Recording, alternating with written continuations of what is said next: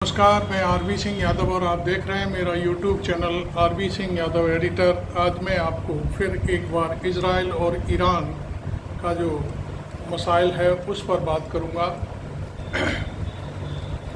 आज की जो ताज़ा खबरें हैं वो है कि ईरान के धर्मगुरु आज जुमे की नमाज पर 5 साल बाद पहुँचे और उन्होंने पूरे जो अवाम है मुसलमान देशों का पूरा जो मध्य एशिया तबका है उसको संबोधित किया। और ख़ास तौर पर उनका संबोधन ये था कि आप लोग सब एक हो जाओ, अन्यथा जो लोग हमारे खिलाफ़ फ़लस्तीन में कर रहे हैं, इजराइल में, लेबनान में कर रहे हैं, वो एक एक करके चुन चुन करके हमें ख़त्म कर देंगे। ये एक बड़ा संदेश है, भावुक संदेश है। इसमें मैं समझता हूँ कि शिया और सुन्नी का कहीं से कोई सवाल नहीं पैदा हुआ। और मैं इसी के तहत मैं आपको बता दूँ कि गोदी मीडिया अपना इंडिया में बहुत ही जाने कहाँ से खबरें लाता है, लेकिन ऐसे पेश करता है कि जाने जाने क्या हो गया। इजराइल ने लेबनान पर कोई हमला किया लेकिन वो उसे विफल कर दिया गया, लेकिन यहाँ का जो मीडिया है वो कह रहा है कि पूरी सफलता के साथ कोई एक नेता मारे गए हैं, लेकिन ऐसा नहीं है।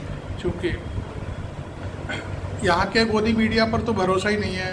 अमेरिका और लंदन आदि इलाकों के हमने जब अल जजीरा वगैरह को देखा तो उसमें इस तरह की कोई घटना नहीं थी।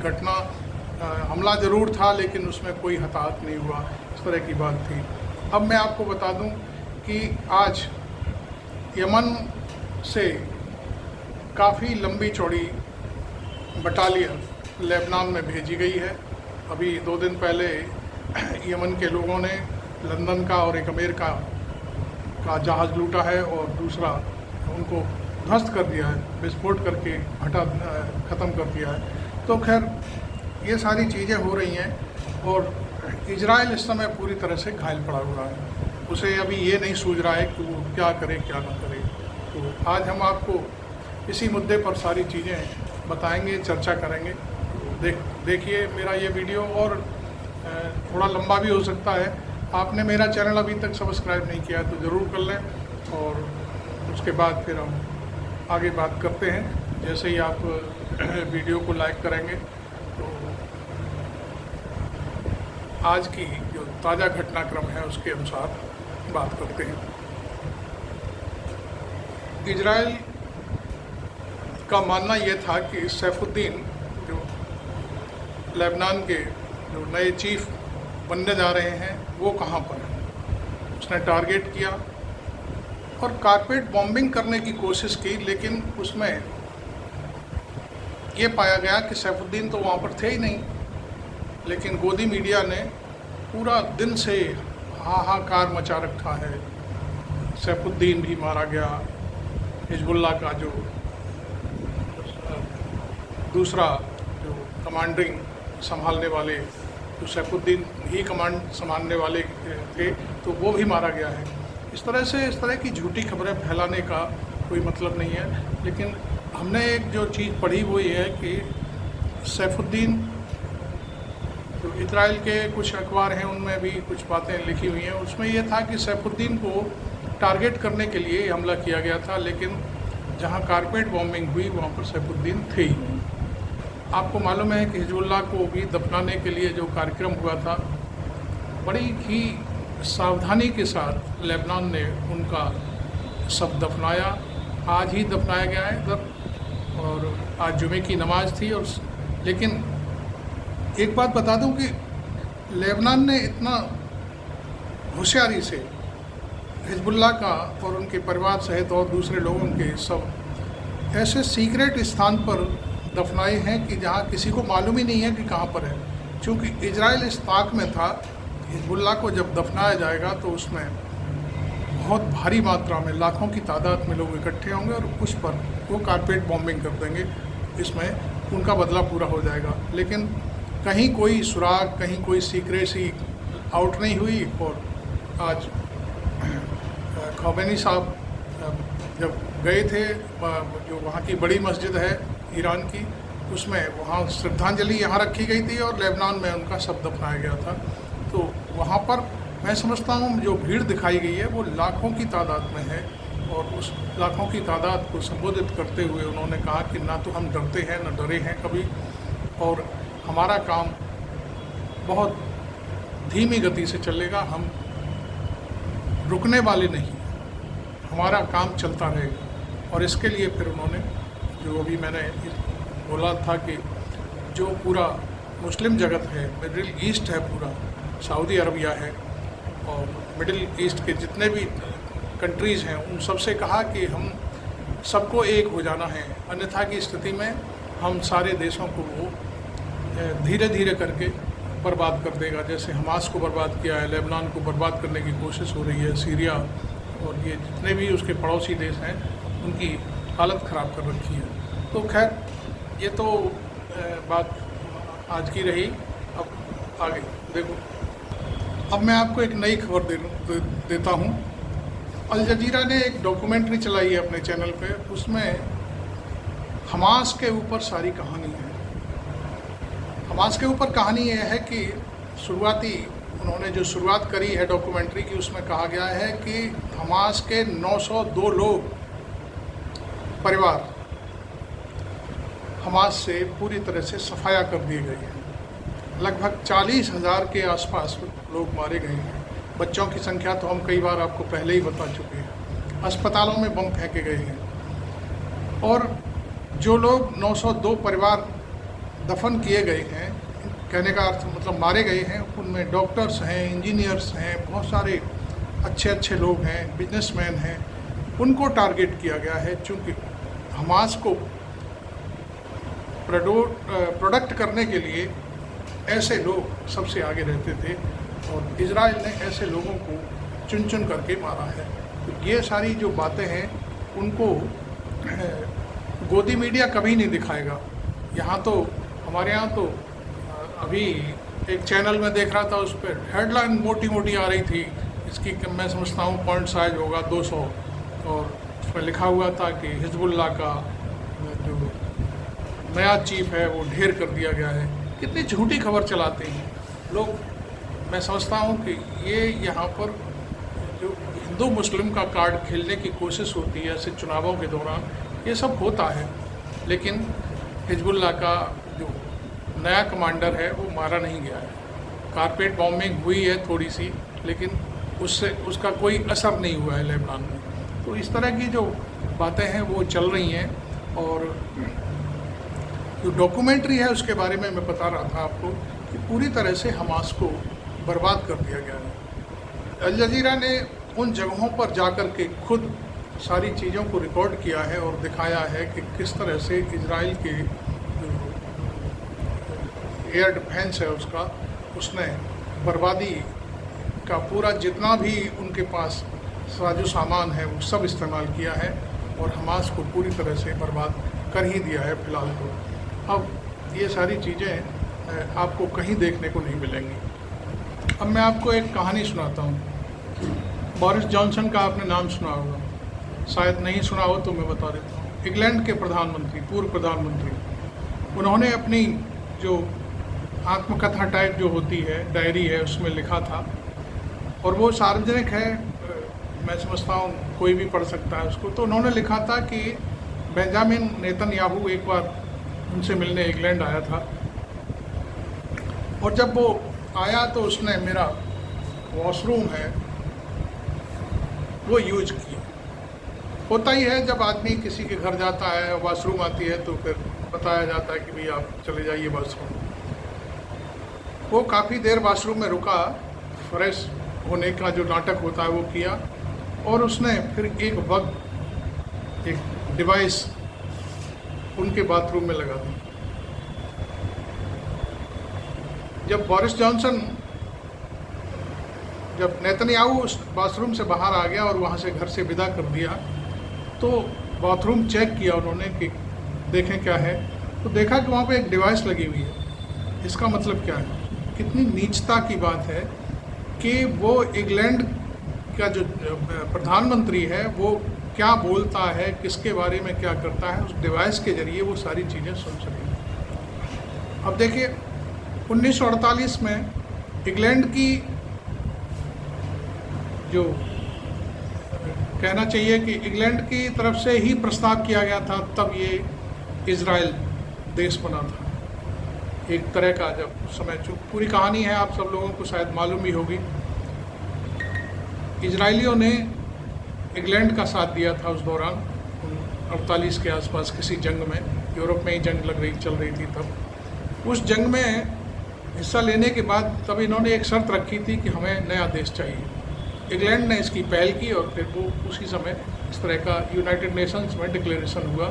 तब से ये अब वो व्यक्ति बोरिस जॉनसन इस बात को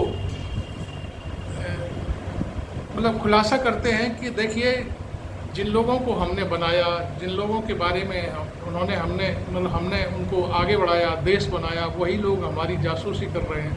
तो ये इनकी हकीकत है और हरकतें हैं। तो आप इन पर कौन भरोसा करेगा? जो इंग्लैंड इनके लिए पलक फावड़े बिछाए हुए इस समय भी खड़ा हुआ है, जर्मनी भी है, फ्रांस भी है, तमाम देश जो है उनको सहयोग कर रहे हैं, दूर से ही कर रहे हैं लेकिन कर रहे हैं।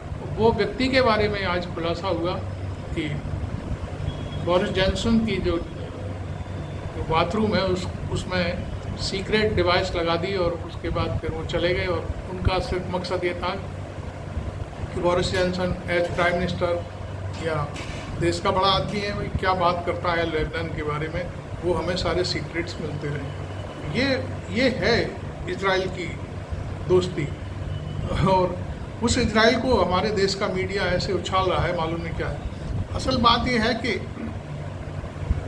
इजराइल वीज़ा दे रहा है मीडिया को, वहाँ पर जाकर के ये होटलों में ठहरते हैं और वहाँ से जो रिपोर्टिंग इजराइल कहता है उसी हिसाब से रिपोर्टिंग करते हैं। चूँकि इनकी औकात नहीं है कि इजराइल में रह कर के इजराइल के खिलाफ बोल सकें या कोई चीज़ को नकारात्मक कह सकें। बाकी बातें तो आप जानते हो कि युद्ध भूमि में जाने से ही पता चलता है। युद्ध भूमि में तो कोई मतलब ही नहीं है। एक लेडी हमारी जो एंकरनी थी वो आपने देखा था पिछले दिनों, एक हेलमेट रख कर के और ये दावा कर रही थी कि मैं कहाँ पर हूँ, क्या हूँ, इस तरह से चीज़ें चलाते हैं और कोई मतलब नहीं है इनकी रिपोर्टिंग का कि बोलते क्या हैं, करते क्या हैं, कहते क्या हैं। तो खैर मैंने आपको एक ये नई कहानी बताई कि इजराइलियों पर भरोसा करना बिल्कुल कभी भरोसा मत करना, क्योंकि इंग्लैंड के पूर्व प्रधानमंत्री ने पूरा राज खोल दिया है अपनी डायरी में। अब मैं इंडिया में हमारा एक नफरती चीफ मिनिस्टर है, वो तमाम बयानबाजी करता रहता है, हेमंता बिस्वा शर्मा। मणिपुर के बारे में कभी नहीं बोलेगा। वो कहता है सारे हिजबुल्लाहों को ख़त्म कर देना चाहिए, लेबनान को पूरी तरह से नेस्तनाबूद कर देना चाहिए।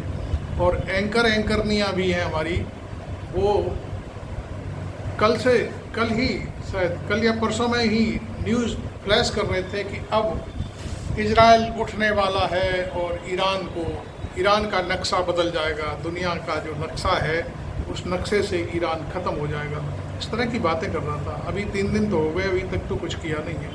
खैर इजराइल कहीं भी कुछ भी मारे, किसी के घर में घुस कर के मार डाले। मैंने आपको बताया अल जजीरा वाली फिल्म के बारे में, 902 जो परिवार हैं वो पूरी तरह से नष्ट कर दिए गए हैं। वो कुछ भी करे, वो बहुत बहादुरी का काम कर रहा है, वो शांत प्रिय है। लेकिन अपने डिफेंस में ईरान ने या अपने लोगों के मारे जाने के बाद अपने बदले की कार्रवाई की है, तो वो सबसे बड़ा नफरती हो गया, वो बहुत सबसे बड़ा आतंकवादी देश हो गया। यहाँ पर बैठ कर के जो इंडिया में जो हमारे गोदी मीडिया मित्र हैं, मित्रनियाँ हैं, वो मालूम नहीं क्या क्या बकती रहती हैं।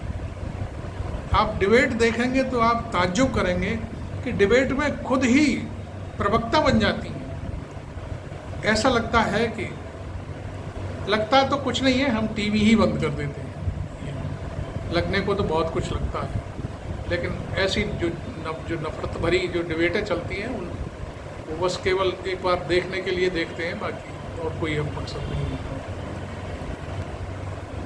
इजराइल का एक अखबार है यरूशलेम पोस्ट, उसने एक आर्टिकल लिखा है। उस आर्टिकल में यह बात आई है कि जब तक अमेरिका हमारा साथ दे रहा है तब तक हम हैं, और जैसे ही अमेरिका ने हाथ खींचा हम ख़त्म हो जाएंगे। हमारी इकनॉमी पूरी डूब रही है।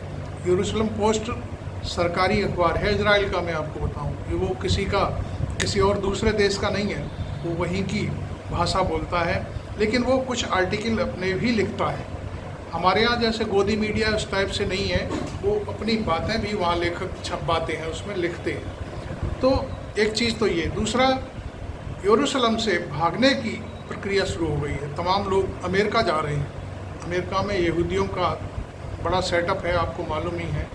तमाम बड़े बड़े उद्योगपति अमेरिका में हैं जो यहूदी हैं। अब उनमें फेसबुक का मालिक है, ट्विटर का मालिक है, बहुत सारे ये बड़े बड़े जो लोग हैं वो हैं, और भी तमाम लोग हैं।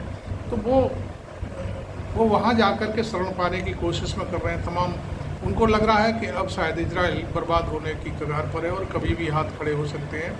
हो सकता है कि वहीं की पब्लिक नेतन्याहू को पर हमला ना कर दे कहीं, क्योंकि कई देशों में ऐसा हुआ है, देखा होगा आपने, अभी श्रीलंका में हुआ और बांग्लादेश में हुआ, तख्ता पलट हो गए।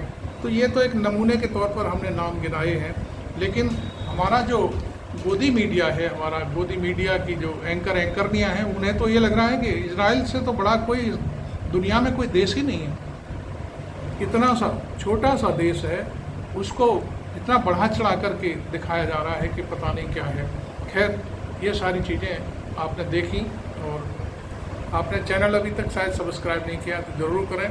मेरा निवेदन है, मेरी आपसे गुजारिश भी है।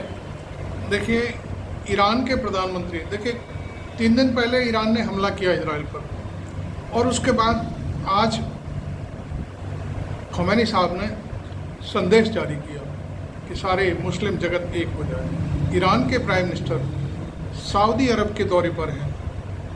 जितने भी मुस्लिम कंट्री हैं वहाँ जा रहे हैं, फिर इनसे मिले हैं, और भी छोटे मोटे देश हैं, सब में जा कर के अपनी बात कह रहे हैं। सीक्रेट बातें होती हैं, मीटिंग की बातें होती हैं। उनसे वहाँ पर शायद सऊदी में पूछा गया था प्राइम मिनिस्टर से कि आप हवाई जहाज़ से उड़ रहे हैं और इस समय बाढ़ चल रही है आपके आसपास, आपको डर नहीं लगता कि कोई मिसाइल आके आपके हवाई जहाज़ को ख़त्म कर देगी? तो उनका प्राइम मिनिस्टर का कहना था कि अरे कौन डरता है, और जब मौत आएगी तो घर में ही मारे जा सकते हैं, इसलिए शहीद के रूप में हम मारे जाएं तो हमें बहुत फ़ख्र होगा। फिर भी उन्होंने कहा कि मुझे कोई डर नहीं लगता किसी से, अल्लाह के सिवा मुझे कोई नहीं मार सकता। इधर ये प्राइम मिनिस्टर यहाँ घूम रहे हैं, उधर बेरूत में विदेश मंत्री पहुँच चुके हैं। वो वहाँ सीक्रेट मीटिंग कर रहे हैं, बेरूत जाकर के, लेबनान की जो राजधानी है वहाँ पर। वो पूरी जानकारी ले रहे हैं, मदद की बात कर रहे हैं, जो कुछ भी जो होता है एक देश दूसरे देश के साथ क्या क्या करता है, वो सारी चीज़ें हैं। अब मैं आपको बता दूं कि क्लियर कट है, ईरान के जितने भी जो हथियार हैं वो सीरिया के थ्रू और सीरिया से फिर लेबनान में जाते हैं। उसके लिए बहुत बड़ी 3.5 किलोमीटर एक लंबी सुरंग बनी हुई है सीरिया और लेबनान के बीच में। वहाँ से हथियार सप्लाई होते हैं और वो लेबनान को प्रोटेक्ट करते हैं। वो मुस्लिम देश है, कौन नहीं करता, कोई भी भाई अपने भाई को करता है। हमारे यहाँ जैसा नहीं है कि अम्बानी ने अपने छोटे भाई को डुबो दिया और वो खुश है अपने आप में, ऐसा नहीं है। वहाँ मुस्लिम जगत एक दूसरे के पीछे कट मरने को तैयार हो जाता है। खैर, इधर ईरान में पूरी तैयारियां हैं। वहीं देखिए, सहयोग के रूप में कोई एक तिनका भी होता है तो उसकी जिक्र करना बहुत ज़रूरी होता है। हूती ने कल अमेरिका के 3 बेड़ा जहाज़ों पर हमला किया और उन्हें पूरी तरह से नष्ट कर दिया। चौथा, मैंने अभी बोला था, ब्रिटेन का एक जहाज़ था, उसे भी लूट लिया, उसे भी ख़त्म कर दिया। तो ये सारी चीज़ें आप ऐसा समझते हैं कि कोई छोटी मोटी बात नहीं होती। दूसरा, ईरान, हूती और जो तेल पैदा करने वाले जितने भी मुस्लिम कंट्री हैं उधर से संदेश भेज दिया है यूरोप को, यदि इजराइल ने हमला किया अब की बार तो तेल की सप्लाई रोक दी जाए। अब तेल की सप्लाई यूरोप नहीं पहुंची तो यूरोप तो ख़त्म समझो पूरी तरह से। हालांकि हमारे यहाँ भी ईरान से सप्लाई आती है, हमारा समझौता भी है, अडानी पोर्ट पर आता है, उनका कोई एक एग्रीमेंट है उसके ज़रिए। और लेकिन जब ये जंग बढ़ेगी तो निश्चित तौर पर आपूर्ति में व्यवधान होगा। और हमारे यहाँ तो फिर आप जानते हो कि अभी 100 रुपये लीटर है हो सकता है और आगे चल के और बढ़ना शुरू हो जाए, दाम बढ़ जाए, लोग अपने आप ही घरों से नहीं निकलेंगे। यहाँ तो लोग वैसे ही खुश हो जाएंगे कि ठीक है, अच्छा है, हम तो 500 रुपये लीटर हो जाए तब भी खरीदेंगे। यहाँ तो इस तरह की जिक्र होने शुरू हो जाती है। खैर, मैंने अभी हूती का जिक्र किया था, तो हूती ने अपने तमाम लड़ाके भी लेबनान भेज दिए हैं और ये जो 3 कार्रवाई हुई हैं लाल सागर में, वो आपको मैंने बता ही दिया। तो ये सारी चीज़ें हैं, चल रही हैं। हूती को आप जानते होंगे, हूती एक संगठन है और यमन के लोग उसके संगठन के कर्ता धर्ता हैं। उस पर मैं समझता हूँ ब्रिटेन ने हमला किया, अमेरिका ने हमला किया, इजराइल ने हमला किया, वो बहुत ही मतलब बर्बाद कर दिया गया है। अब जब देखिए, जब कोई आदमी बर्बाद होता है तो बर्बादी के साथ साथ वो बहुत सारी चीज़ों को देखता है कि भाई अब ठीक है, मरेंगे, इससे ज़्यादा तो कुछ नहीं हो सकता। तो यमन के तमाम लड़ाके लेबनान पहुंच गए हैं और अब यमन ने ये तय कर लिया है कि हम इस रास्ते को, जो भी लाल सागर से होकर के स्वेज कैनाल से जाता है, उस रास्ते को पूरी तरह से हम बर्बाद कर देंगे। ये बहुत बड़ी बात है। एक खबर आज सवेरे फिर चली थी, इजराइल के 17 अधिकारी, बड़े अधिकारी मारे गए हैं ईरान का जो हमला हुआ। ये खबर आपको शायद गोदी मीडिया पर तो मिल ही नहीं सकती, क्योंकि गोदी मीडिया पूरी तरह से सपोर्टिंग में लगा हुआ है। और मैंने आपको बताया कि इजराइल वीज़ा दे रहा है और वहाँ पर जो हमारे एंकर्स हैं, एंकरनियाँ हैं, वो उन्हीं की भाषा बोलते हैं जो इजराइल बोलता है। इसलिए वहाँ से तो कोई उम्मीद मत करिए कि आपको कोई खबर मिलेगी। अब पूरा रूट बर्बाद है, एयर डिफेंस ख़त्म कर दिया है, एक जो एयरपोर्ट है वो पूरी तरह से नष्ट हो गया है और इंटरसेप्टर जो मिसाइलें हैं वो पूरी नाकाम हो चुकी हैं। एक जो मैंने अभी बोला था कि जो यरूशलेम पोस्ट है, उसमें बिल्कुल साफ लिखा हुआ है कि जो इंटरसेप्टर मिसाइल है, जो मिसाइलों को रोकती है, जैसे ईरान से मिसाइल भेजी गई और उसको रोकने के लिए इंटरसेप्टर मिसाइल का प्रयोग किया जाता है, उस मिसाइल का खर्चा बढ़ गया है, कई गुना बढ़ गया है, 4 गुना बढ़ गया है, 5 गुना बढ़ गया है। तो वो जो मिसाइल छोड़ने वाली मिसाइल है उससे कई गुना महंगी पड़ रही है। इसलिए ये सारी चीज़ें बहुत ही खतरनाक स्थिति हो गई है। और वैसे भी इजराइल पर थल सेना का तो कोई ज़्यादा हिसाब किताब है नहीं, केवल एयर डिफेंस का मामला है। उसी से, एयर से ही सारा वो खुद को ये कहता है कि मैं पूरा खुदा हूँ और ये हूँ वो। तो खैर वो अलग बात है। ये तो ईरान और इजराइल की कहानी मैंने आपको बताई। अब पश्चिम की कहानी और सुनिए।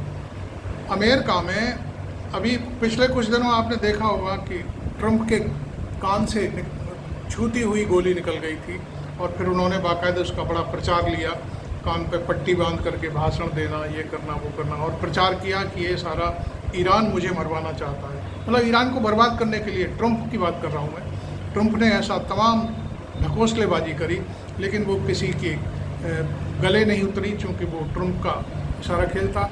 और इसमें FBI भी पूरी इस जो ईरान को बदनाम करने वाली जो कहानी रची गई थी, उसमें जो एजेंसी है अमेरिका की, वो भी इन्वॉल्व थी। उसी ने सारा खेल रचा था, जिससे कि वो आगे चल के इजराइल की मदद करें और बहाना ये हो जाए कि ईरान ने ट्रंप को मरवाने की कोशिश की है और वो ट्रंप जीत करके दोबारा आ भी जाए। इस तरह की कहानियाँ गढ़ी गई थी।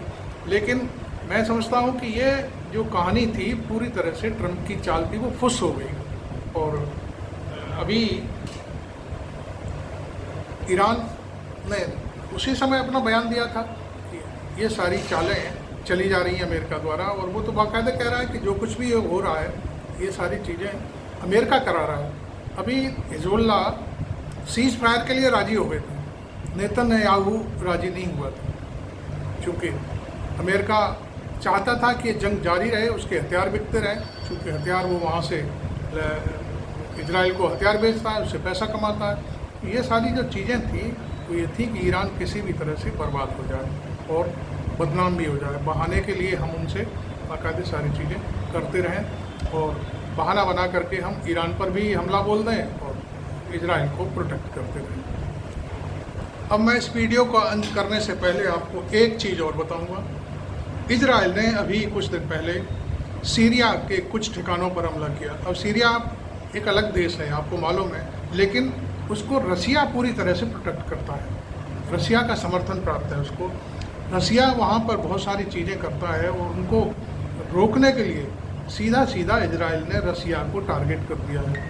अब यदि ये कहानी आगे बढ़ती है तो निश्चित तौर पर इसमें देखिए, रसिया ईरान को भी हथियार देता है और सीरिया को भी देता है, सीरिया के जरिए लेबनान को भी जाते हैं हथियार। अब उनको इजराइल कहता है ये तस्करी होती है, तस्करी नहीं है, ये इंटरनल देशों की व्यवस्था है।